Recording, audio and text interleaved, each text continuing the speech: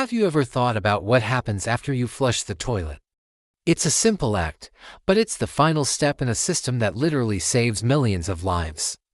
And to understand its importance, we need to go back in time, to a London shrouded in fog, fear, and a deadly disease, cholera. Imagine 19th century London. The city is a marvel of the industrial age, but beneath the surface, it's a sanitation nightmare. People get their drinking water from the same River Thames they dump their waste into. The air is thick with a foul smell known as miasma, which most people believe is the cause of disease. Then, cholera strikes. It's a terrifying illness, causing severe dehydration so rapidly that a healthy person could be gone in less than a day. Outbreaks sweep through the city, leaving devastation in their wake. Doctors are baffled. They blame the miasma, suggesting people stay away from smelly areas. But the deaths continue to pile up. Enter a quiet, methodical physician named John Snow. He's skeptical of the miasma theory. He notices that cholera attacks the gut, not the lungs, which suggests it's something ingested, not inhaled. He starts talking to people, mapping the cases, looking for a pattern. In the Soho district, during a brutal outbreak in 1854, Snow has his breakthrough moment. He creates a map, marking every cholera death with a black dot. He notices something incredible. The dots cluster densely around one specific public water pump on Broad Street. There are a few anomalies, like a workhouse with its own well that has almost no cases, and a woman who died far away but had her water delivered daily from the Broad Street pump because she liked the taste. The evidence is overwhelming. Snow approaches the local council with his findings.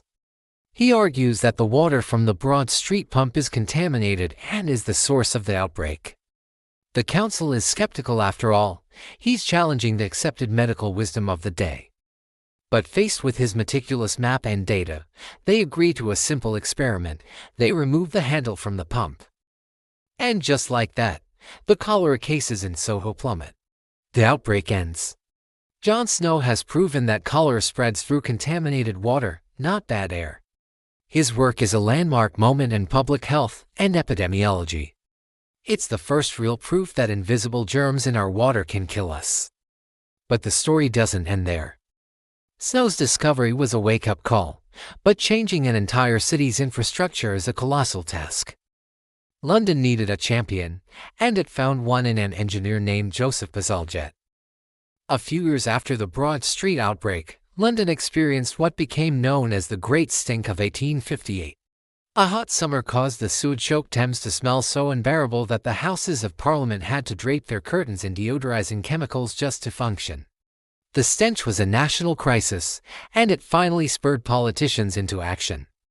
Bazalgette was given the monumental task of designing a modern sewer system for London. His vision was audacious. He designed a massive network of interconnected sewer tunnels, over 80 miles long, to intercept the city's waste before it reached the Thames.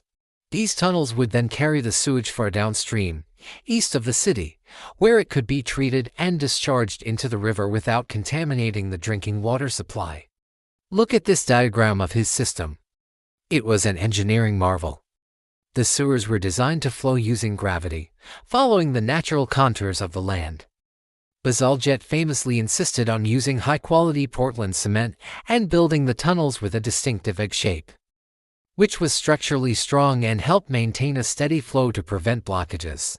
He was so meticulous that he calculated the required diameter of the pipes and then doubled it, saying, "We're only going to do this once and there's always the unforeseen."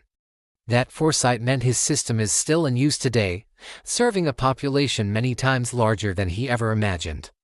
Huge pumping stations, like the magnificent Crossness Pumping Station, were built to lift the sewage at key points. These weren't just functional buildings, they were cathedrals of industry, adorned with ornate ironwork, a testament to the Victorian pride in their engineering prowess. The construction of Bazalgette's sewer system transformed London.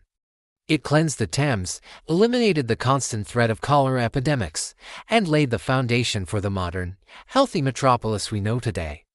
It was one of the single greatest public health interventions in human history. So, what does a modern sanitation system look like now, building on the legacy of pioneers like Snow and Bazalgette? Let's trace the journey of our water. It starts at the source, usually a river, lake, or reservoir.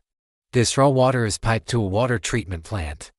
Here, it goes through a multi-stage cleaning process. First is coagulation and flocculation, where chemicals are added that cause tiny particles of dirt and other impurities to clump together into larger, heavier particles called floc.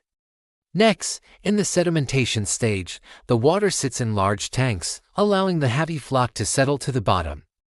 The clearer water from the top then moves on to filtration.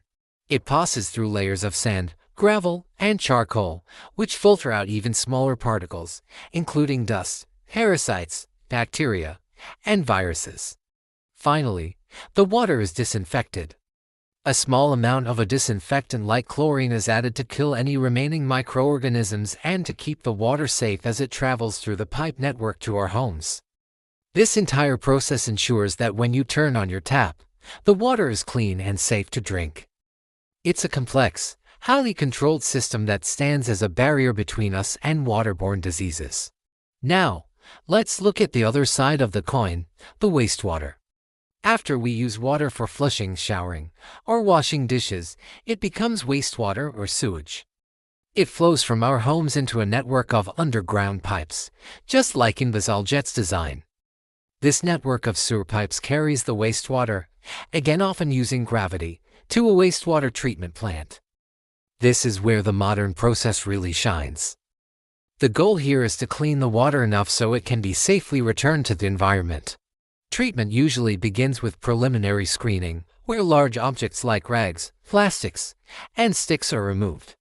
Then, it enters primary treatment, where the wastewater sits in large settling tanks, similar to the sedimentation process for drinking water. Solids sink to the bottom, forming sludge, while grease and oil float to the top and are skimmed off. The real magic happens in secondary treatment. This stage uses biology. The water is pumped into aeration tanks, where air is bubbled through it to encourage the growth of helpful bacteria and other microorganisms. These tiny workers consume the organic pollutants and dissolved waste in the water, effectively eating the sewage. It's nature's own cleaning crew, put to work on an industrial scale. After the microorganisms have done their job, the water flows into another set of settling tanks, where the bacteria clump together and settle out as more sludge. The water coming out of this stage is significantly cleaner.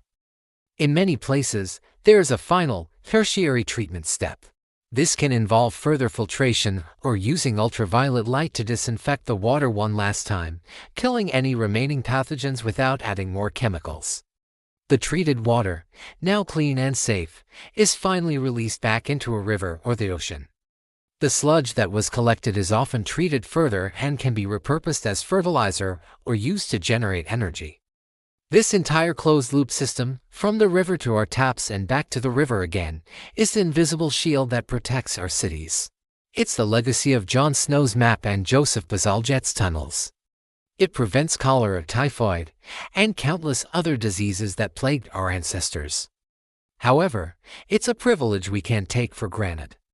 Billions of people around the world still lack access to safe drinking water and basic sanitation. Cholera outbreaks still happen in places where these systems have failed or don't exist, often in the wake of natural disasters or conflicts. The story of cholera and sanitation is a powerful reminder of how science, engineering, and public investment can fundamentally change human society for the better. The next time you flush the toilet or pour a glass of water, take a moment to appreciate the complex, life-saving system working silently behind the scenes. It's one of the greatest achievements of modern civilization. Thanks for watching. If you found this journey into our hidden infrastructure interesting, please give this video a like and subscribe for more stories about how our world works. See you next time.